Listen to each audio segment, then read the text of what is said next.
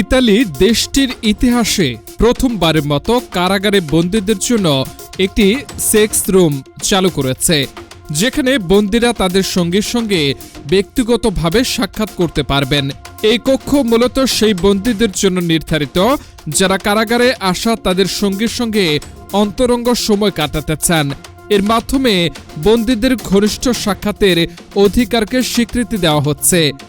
একসময় কারাগারগুলোতে এ ধরনের দাম্পত্য সাক্ষাৎ কনজুগাল ভিজিটস বেশ প্রচলিত ছিল, তবে নিরাপত্তাজনিত উদ্বেগ এবং বাজেট সীমাবদ্ধতার কারণে ধীরে ধীরে তা বন্ধ হয়ে যায়। আধুনিক কারাগারগুলোতে সাধারণত পারিবারিক সাক্ষাৎকে অগ্রাধিকার দেওয়া হয়, যৌন বা ঘনিষ্ঠ সাক্ষাৎকে নয়। তবে ইউরোপের বিভিন্ন দেশে এখনও দাম্পত্য সাক্ষাৎ চালু রয়েছে। এর মধ্যে France, Germany, Spain, Sweden, Netherlands এবং সর্বশেষ ইতালিও রয়েছে। ইতালিতে এই নতুন সেক্স রুম এর প্রথম পরীক্ষামূলক ব্যবহার করা হয় গতকাল শুক্রবার। ওই দিন এক বন্দীকে তার কারাগারে আসার সঙ্গে সঙ্গে নির্দিষ্ট সময়ের জন্য এই কক্ষে থাকার অনুমতি দেওয়া হয়।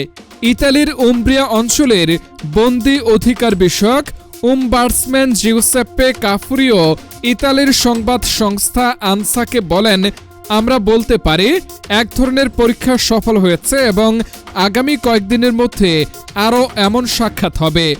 আমরা খুশি কারণ সবকিছু নির্বিঘ্নে হয়েছে, তবে সংশ্লিষ্ট ব্যক্তিদের সুরক্ষার জন্য সর্বোচ্চ গোপনীয়তা বজায় রাখা জরুরি।